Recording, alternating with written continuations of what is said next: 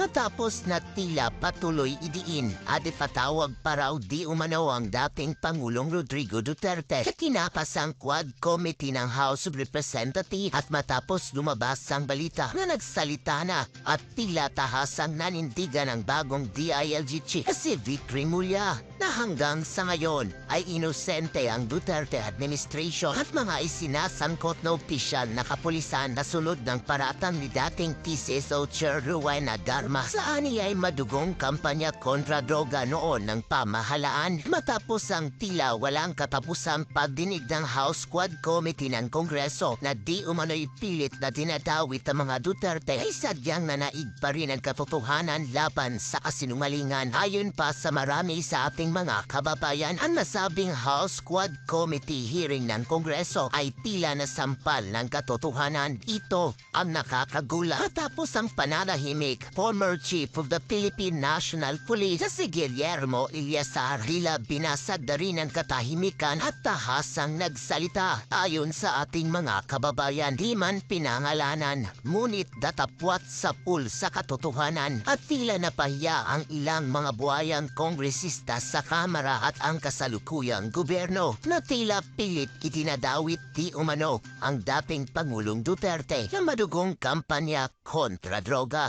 Kamakailan nga lamang, hinimok ng kasalukuyang hepe ng PNP na si Police General Romel Marbel ang mga dating hepe ng PNP na linawin ang kanilang mga tungkulin sa drug war ng Administrasyong Duterte. Ito ay kasunod ng pagbigay pahayag ng dating Police at PCSO General Manager Rowena Garma ng di umano'y sistema ng pagbabayad at pabuya para sa pagtumba sa mga sospek ng droga noong ang war on drug ng Administrasyong Duterte. Sa kanyang naging apidabit, iginiit ni Garma na sina Senator Christopher Bungo at dating National Police Commission Napolcom Edelberto Leonardo di umano ay kasama sa pagpapatupad ng kampanya. Ngunit dating PNP Chief Guillermo Eleazar nagsalita na at tila sinampal ng katotohanan ng Quad Committee ng Kongreso at si Garma matapos sabihin ito sa isang pahayag na wala siyang natanggap na anumang utos hinggil sa di umano'y reward system para sa anti-illegal drug operation sa kanyang naging panunungkulan sa organisasyon ng pulisya at sa paggunita nito sa isang pahayag sa 6 na buwang panungkulan bilang Chief PNP noon. Bumpiyansa itong hindi sumailalim sa briefing o nakatanggap ng anumang tagubilin mula sa sinuman tungkol sa sistema ng pabuya pagsasagawa ng mga operasyon laban sa pinagbabawal na gamot. Dagdag pa nga nito na ang tanging tagubilin na natanggap nito kay dating Pangulong Duterte ay gawin ng tama at legal.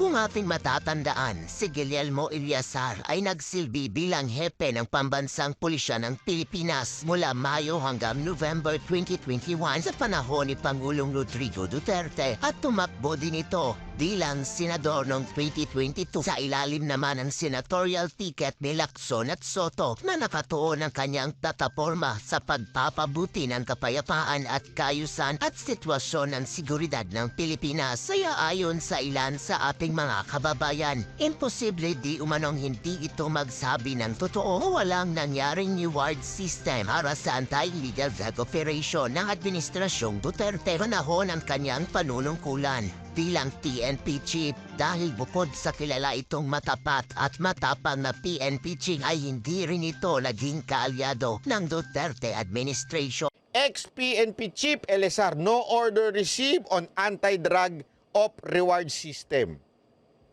Ito, sinabi niya, recalling my 6-month tour of duty as Chief PNP, I am confident to say that I neither underwent a briefing nor received any instruction from anybody about reward system in the conduct of anti-illegal drugs operation. Wala, sabi niya, wala sa aking 6 na buwan bilang PNP chief na nakatanggap o nagkaroon ng briefing na merong reward system. Tanungin ko kayo, kung may reward system sa pulis, sino makakaalam nun?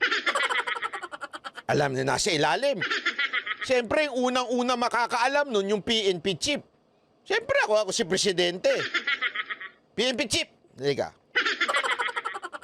Gusto nyo ng reward, yung mga bata mo, ito, pumatay kayo ng pumatay. Patayin nyo lahat ng adik dyan. May reward kayo.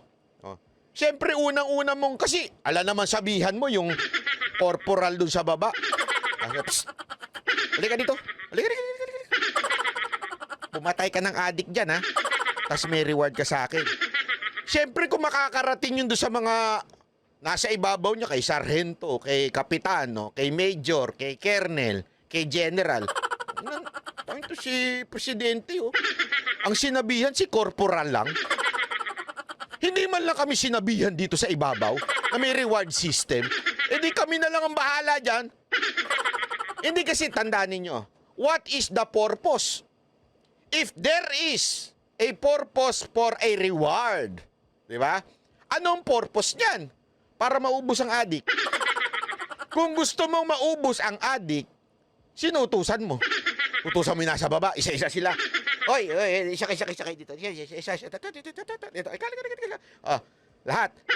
From Quezon City, from Lagro, from Fairview, o isa-isa mo yung corporal doon.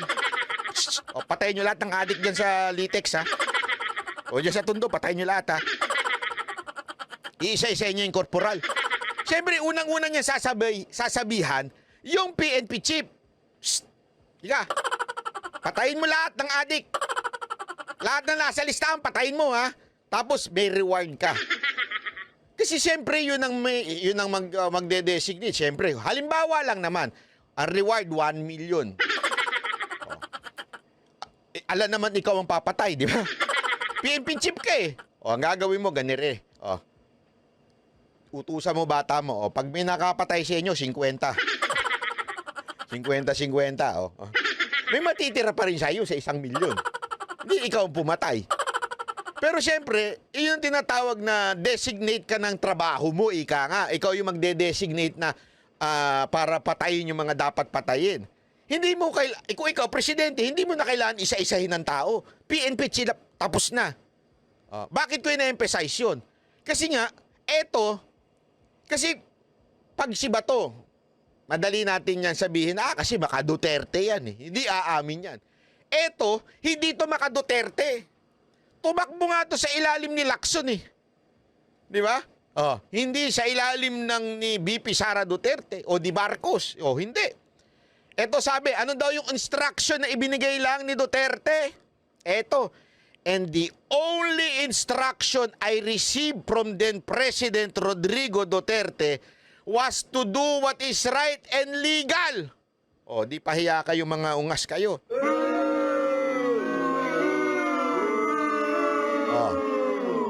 Sira ang kwento nyo. Ito na lang eh. Ikaw abogado. Sige. Okay, ikaw na lang judge. Okay? Sino mas paniniwalaan mo? Yung PNP chief na hindi niya kaayado yung presidente o itong Garma na kung saan ginigipit siya doon sa kamera at siya'y kinontempt nung hindi nagustuhan ng sagot? Sino mas papaniwalaan mo? Ikaw, judge kang matino. Hindi ka maka Duterte, hindi ka maka Marcos, judge kang matino. Ang itinuturong mastermind, si Duterte. Hindi maka Duterte, walang sinabing illegal na inutos si Duterte. Kamara, against kay Duterte. Pag hindi nagustuhan ng sagot, kino-contempt nila. Sino ngayon na mas paniniwalaan mo? Against kay Duterte o hindi naman talaga Duterte pero nagsabi ng walang inutos si Duterte ganyan? O against kay Duterte at sinabing inutusan ni Duterte yan na pumatay ng illegal. Kung ikaw may utak na tuwid pa hindi pa nalusaw ng pera, sino mas paniniwalaan mo doon sa dalawa? Gamit ka ng utak. Simpleng logic lang yan. Sinong paniniwalaan mo? Di ba? Simple. Tandaan ninyo, ang kamera, every time hindi nila gusto ang sagot, contempt ka. Kaya nga ang tawag sa kanila, House of Contempt. At hindi biro ang makontempt ng Kamara. You know why? Hindi naman po sa Kamara ikukulong eh. Talagang sa city jail ikinukulong eh. So ikaw, pobre kang tinawag doon at hindi mo ilalaglag si Duterte, kulong ka, tanungin ko sa'yo. Ikaw, nasanay ka sa marangyang buhay, marangya, maayos na buhay, biglang dito ka na sa korte ng mga tambaluslos. Pag ang sagot mo ay hindi pabor sa kanila, kulong ka. Pero kung ang sagot mo, ilaglag mo si Duterte, bayani ka.